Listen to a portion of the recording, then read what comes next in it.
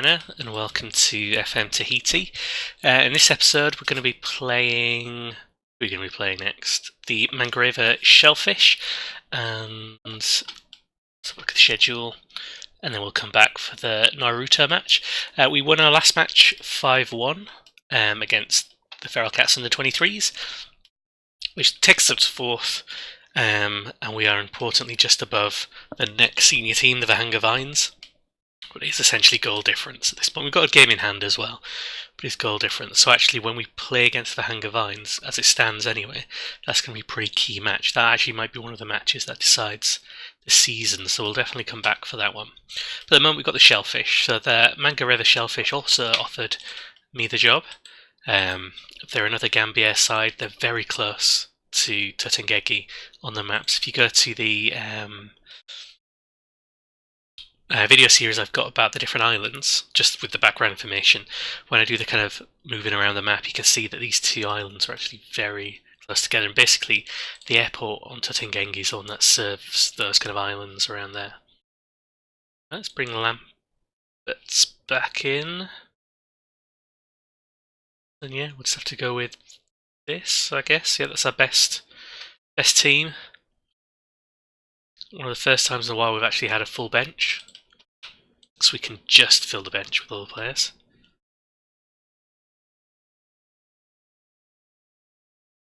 Let's get this going.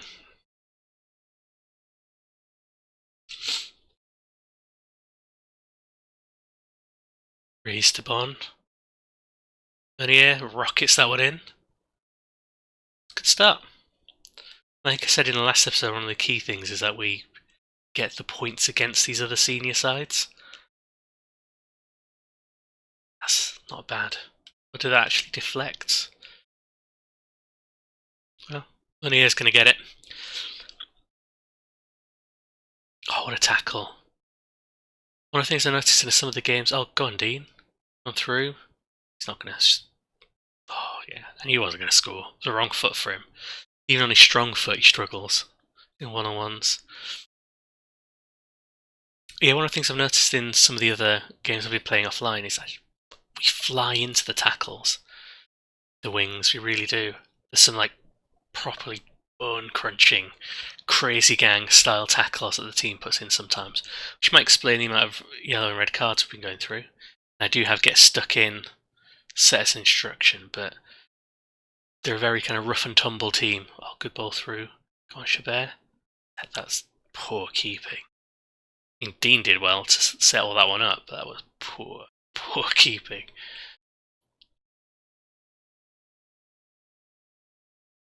Yeah, nice little ball through there, and the keeper's just kind of...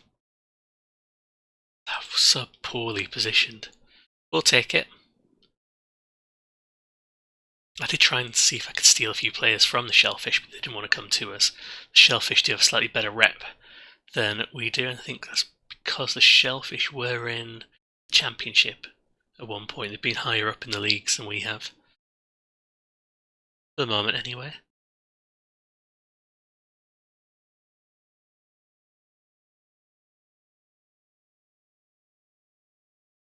I've been keeping an eye on what's going on. Go on, Chabert. Be keeping an eye on what's been going on internationally as well. A little bit confused. So Tahiti, I think I might have mentioned in one of the previous videos, won the Oceania World Cup qualifying final against New Zealand over 2 legs. And when the Bass Islands did this sort of 4 years ago, they then had to go into a playoffs and had to play off against Uruguay and things like that. So I was trying to see who they'd be playing against in the playoffs this time, because it's normally in November that the playoffs come up. And from looking around, on Dean would be better off passing, wouldn't he? Yeah, from looking at the playoffs, it's telling me I think like Cuba and Trinidad have qualified for the playoffs. Doesn't show anyone else. And then when I look at the World Cup, there's a page you can look at for competitions like that tells you who's qualified already and when they qualified. And Tahiti are down on there as having already qualified as winners of the Oceania qualifying. So I'm wondering if there's something special about this World Cup. Is it the 2026 World Cup we're at? Don't know if I'm missing something. Maybe it's just because it's not being scheduled, and it'll be scheduled, and they will have to play against someone. Or it could be there's something different going on with the rules, and Tahiti have actually got into the World Cup, which would be amazing. And to be honest, if they did get into the World Cup, I would probably, even though I'm not managing them, record the matches and put those out.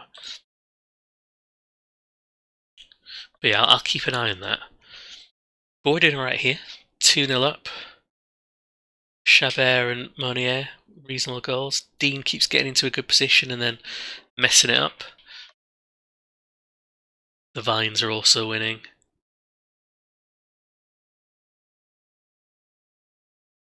Go Savage, get it in.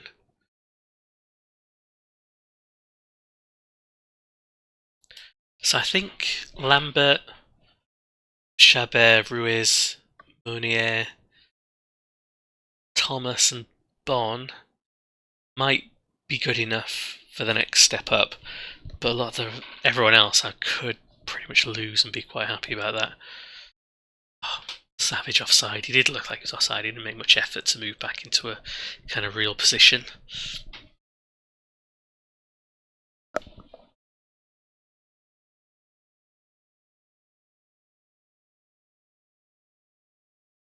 Bon? I mean, I didn't think he was actually going to shoot. Before I said that, I thought that was going to be maybe a pass or a cross. But yeah, that was indeed a fabulous strike. Is that the underside of the crossbar? I think so. Okay, many of them. So I think we've beaten the shellfish now. I think we can be confident in that. I'm probably going to bring off, I am, going to bring off Chabert.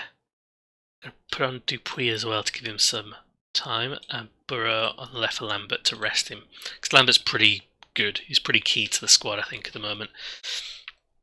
So if we're winning, we might as well rest him. Especially since he's our only out-and-out natural kind of winger. We don't have anyone else.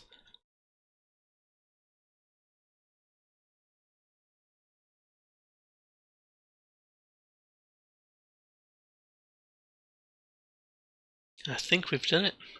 Another win. Rurutu drawing. Two Island Lagooners look like they're winning.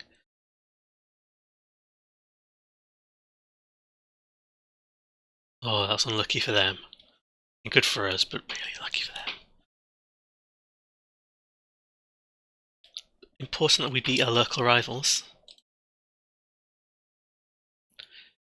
So I beat Mangreva and Vanga are still winning, so mixed bag for the senior teams.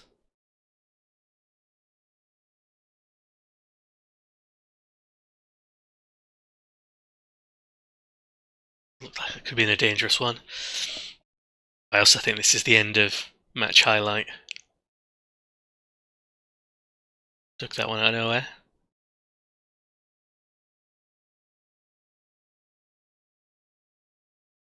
Got Ruiz.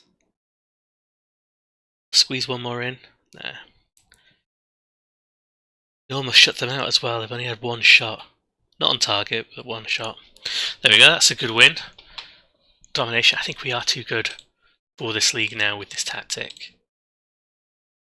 We struggle elsewhere in the championship, I think. So I'll pause here and then we'll come back for the is it Rurutu? Whoever it is. Oh, we'd already played them. Am I just going mad? Played them right at the start. Oh yes, in the Mutiny Trophy, that's why. So yeah, we'll come back for that in a minute too. Or a couple of seconds for you guys. And I'm back. And I'm back as a liar. So I said I was going to go ahead to the Rurutu Mutiny Trophy match, but then I realised we're against the Humpbacks under 23s. And they're at home as well, so we're going to go to their stadium, our former stadium, to play them. The under 23s team, they have. I don't know what's on this view. There we go. So they've got a few players we might recognise. Henderson, Alcohol, Oram, Bolt, Cowick, Macasina's in there, but ineligible. Jesse Thomas, Stroud, Tobin, Neil Saba's away on loan. Spearling's injured. Paul Manuel, Sig, yeah, Tamangara. Tamangara's still young enough. He is just. So yeah, they've got some good players in there. Keith's there as well. So I thought we'll play against them, see how we stack up against what we know is a pretty good under 23 side. They've won it a couple of times. Let's see how we get on. Dean's injured, so he won't go back and play against his old side. Let's bring on Pomat. That's about it for our changes. It's really easy to pick a team. You just either leave it the way it is or get rid of the ones who are injured. There's no one else to kind of cycle in. Did I just go past what the lineups were? Didn't I? Automatically. So, pause. Let's look at the lineups. That's the wrong one.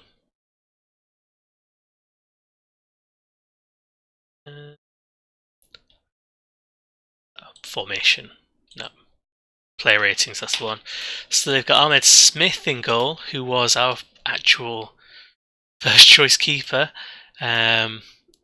Alcohol, Pallenthorpe, who again we gave some senior time to. Cowick, who we signed as a backup, we never really gave any time to. Hersig, who's meant to be one of the next big things. Don't know about him, I think I knew. Johan Andre, one of the best players we've ever got, is playing casually for their under 23s. He is 18 with his 8 caps. He's actually unhappy. I was looking around the squad a little while ago and he's unhappy. He wants to move to a bigger club. He's valued at £180,000. Paul Manuel, who I think has won 2 RCLs. So, run up to Super Cup. Won Super Cup, won the OCL with Taha, won the Super Cup, UC Pride. So youth won. Yes, he's won the OCL twice. So just no big deal there. And Alex O'Brien. Then on the bench they've got Tamangara, the Man Mountain, Bolt as well. I think they're going to destroy us. I'm glad Yannick and Gerard are playing. From looking at some of their squad selections, it looks like Gerard's basically rotated in as a bit part player, and Yanin keeps playing from the bench. And Yanin's got recently to the 93 goal mark, so he's their top goal scorer. So he's just squeezed ahead of Gerard in terms of league goals. But they seem to be not being particularly well managed. I'll show you the table for the senior team after this. They're not doing terribly. With some odd decisions. They've recruited a few odd players as well. But it's that standard when the AI takes over a good overperforming squad, they tend to just move it back to the average. Go on, Savage. Ruiz. Chabert. Just knock it around. We can't find an opening. Oh, Chabert. Toe poke, that one. That was a toe poke, I feel. Past Ahmed Smith. I'd be surprised if we win this one, but actually 25 minutes in, they've not even had a shot. We'll see how this goes.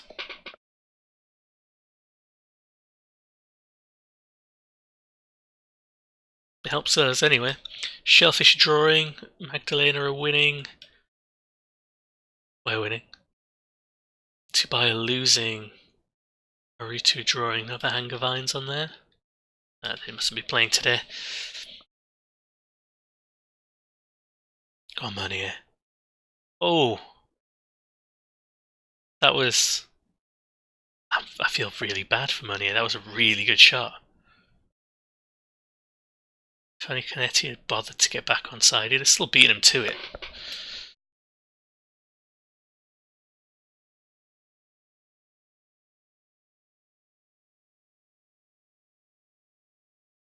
Close him down. He's not going anywhere.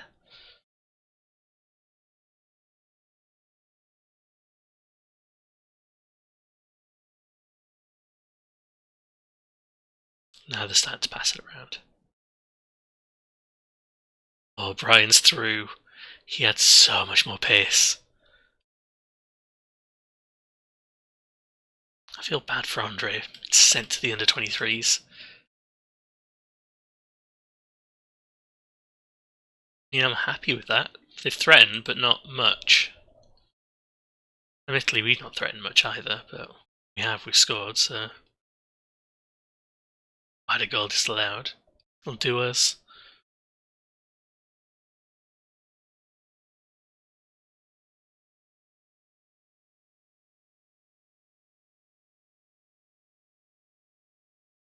I kind of want them to bring Tamangaro on, just so I can see him in the match engine again. Any subs you want to make? Not really. Don't really have many options. Take one of them off, I think, otherwise they're going to get cross for Vernier, I guess. That's not really done anything.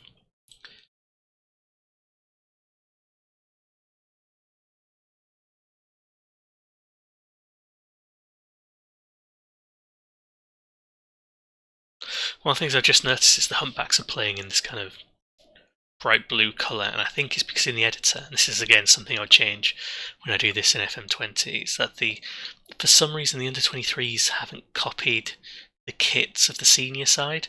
They've just gone to that default, home is blue, away is red. Chabert. That's alright. I think we've won this one now. Surprised, really surprised. But yeah, it's one of the things I want to change, is the kits as well, just for that. Just little kind of tiny tweaks that I didn't notice the first time around. Looks like there's a bit of a deflection there, a bit of a bobble. Magdalena doing alright.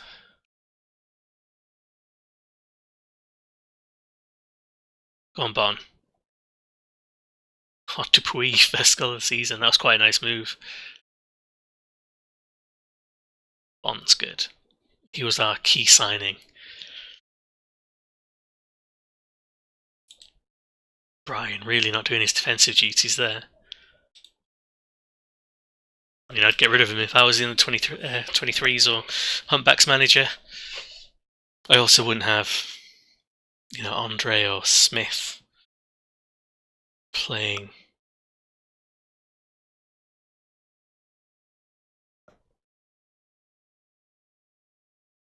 Ooh, good tackle. A little bit tasty.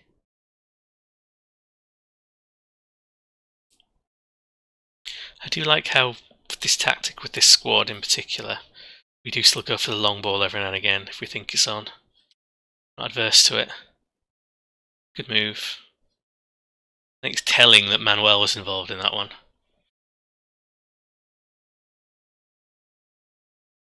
Yeah, that was a good move. Did us there.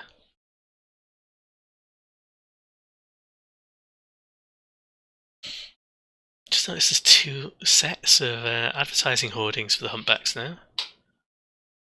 Up in the sponsorship money. So much richer than us. That was shameful from start to finish with that move. Tamangara's on, talking him out of playing time. I want to sign Tamangara. The Gambier international player. He scored some heroic goals for us. He scored that last minute winner that got us that first title, I think. Dupuy. Calm as you like there. Okay, I'm going to start Dupuy instead of Dean or Pomat, I think, from now on. Gus past him. 1, 2. There we go.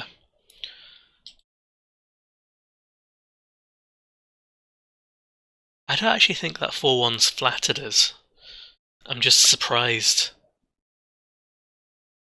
They're a much stronger side than us. There we go. Then in that episode we saw what it's like for the Humpbacks. What I'll do is actually show you where they are at the end of this. Just a little mini update on where they are. The nostalgia. So, competitions. Let's have a look at the other ones as well. So Spearheads and Puka Puka and Uapoa and Hiva Oa and Tupai and Jupiters, and maybe even San Pedro. And by definition, there's not a massive gap, 6-point gap between 1st and 8th. That's what I probably should have just led with, that was easier. So that's going to be an interesting season. Up in the Premiership, AS Chance are storming away with it. Really are. Then it's the Eels, and then it's the Humpbacks. The Eels managed to win it last season. So Humpbacks and the Eels are the two most decorated in terms of Premiership titles, with 2 each. AS Chance looking for the first one. Taha well on the outside if they want to get their second one. Bora Bora too far off for their second, likewise. With Moria, maybe they're a bit too far behind, although they are equal to Taha.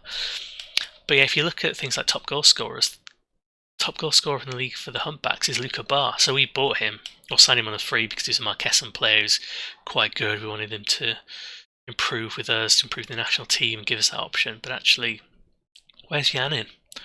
Where's Gerard? And when we look at their senior side, look at Yanin here. 7 starts, 8 goals. So that includes obviously cup goals. Gerard's only got 4 starts and 1 goal. Andre, 3 starts. So there's a little bit of they finally managed to sign Emerick de Freitas, who I've been looking at buying for a long time. But yeah, it's a little bit different here. McIntyre, mainstay for seasons, 1 sub appearance. It's all change. All change in the Humpbacks, but we'll leave it there. Competition-wise, that win puts us 2nd, and it gives us a bit of breathing space. I guess that was our game in hand over the Vahanga Vines, really. Gives us a win, moves us away from that. But Vahanga Vines is still going to be an important match. Thanks very much for watching. As always, follow me on Twitter if you want to. Subscribe if you're interested, if you're not already, and drop me some comments and let me know if there's anything you want me to look at, or anything you're enjoying, anything you want me to do more. And otherwise, I will see you in the next episode. Thanks very much.